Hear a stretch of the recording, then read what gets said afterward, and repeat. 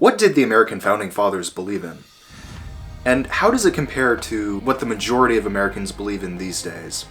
We know for a fact that these men agreed on the moral necessity to keep church and state institutions separate. And that said, some of them were not anti-church goers. In fact, in their personal correspondences, they reiterated that church could still be a good moralizing wellspring for Americans. Of course, voluntarily and without partiality. It is also historically apparent that these men held radically different understandings of God and Jesus Christ than what modern Americans believe in. Especially modern presidents. Let's break it down. Benjamin Franklin.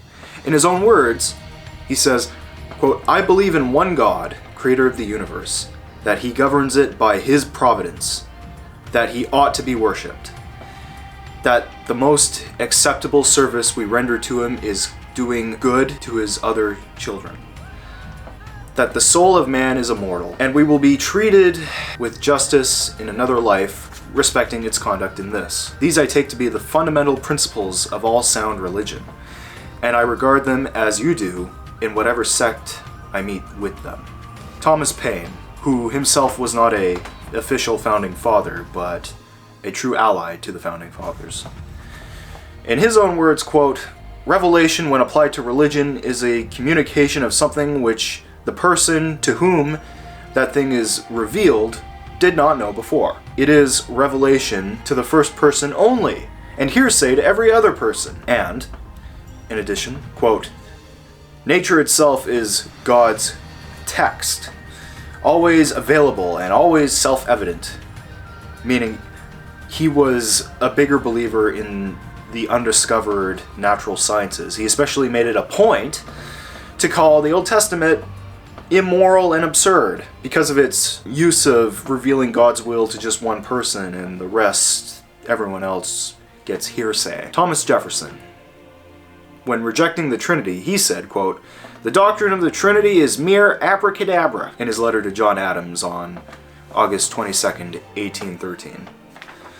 Moreover, when giving his own opinion on the divinity of Christ, he says in the same letter, quote, "I have performed the operation for my own use by cutting verse by verse out of the printed book, and arranging the matter which is evidently his, and which is as easily distinguishable as diamonds in a dunghill." This is what led him to edit the supernatural scenes out of the New Testament, leaving just Jesus' teachings and sermons. That was the very Bible he was sworn in on for his tenure as President of the United States. John Adams said this to Thomas Jefferson: "The Christian mysteries, Trinity, Incarnation, Atonement, are unintelligible," in his letter to Jefferson in 1813. He also says, 2 years later, "Had you and I been 40 or 50 years younger, we might have made the Unitarianism of New England universal." And then a year later, he wrote to Jefferson saying, quote, "The 10 Commandments and the Sermons on the Mount contain my religion." James Madison.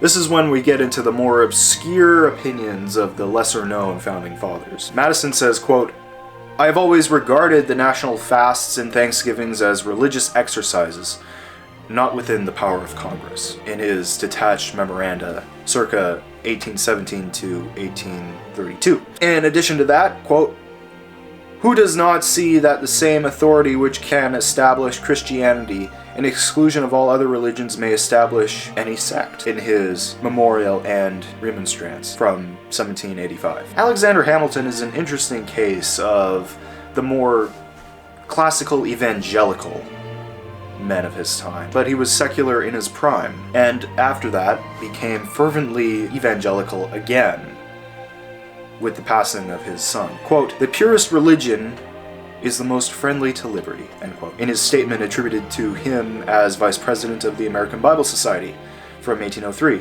On his deathbed, he reportedly requested Christian sacraments. John Hancock, being a bit more contrary to James Madison, said thus, quote, "To humble ourselves before the great sovereign of the universe," in his fasting proclamation in 1781, meant that he was not opposed to fasting on national holidays.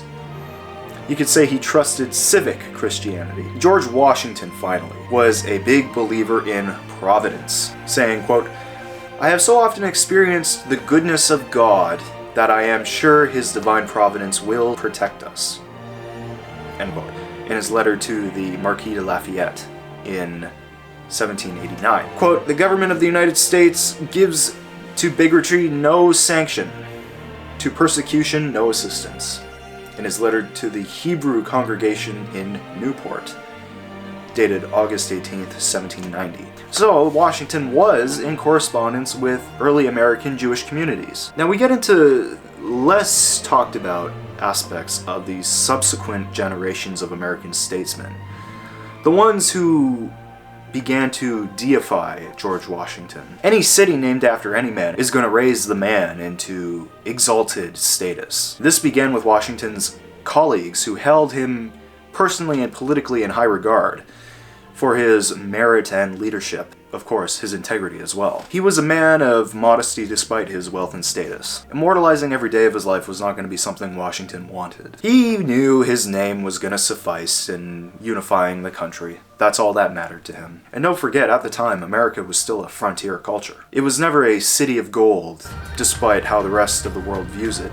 This is probably why these founders believed in going back to the roots of how countries were formed, despite religious differences. The Roman Republicans famously created a civic religion of duty. Romans didn't invent civic duty, but they improved on what the Athenians had left over. All systems which develop religiously are inherited in some form or another. Despite old American individualism, they needed one thing at the very least for them all to get behind. The principles of checks and balances were embedded into the Constitution, making it the equivalent of an American Bible. As far as their devotion to these great ideals, the Founding Fathers, and many Enlightenment enthusiasts of their time, found Freemasonry sufficient.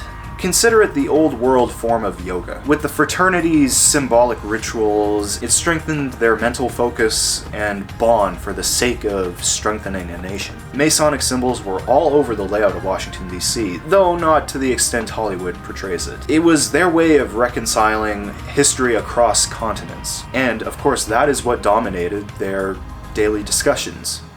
History. Science in the Age of Enlightenment was still seen as deistic and divinely ordered.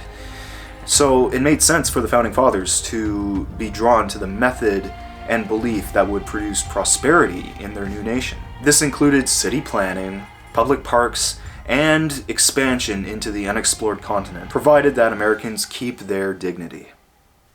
And as always, I'm Jack Existential. Subscribe.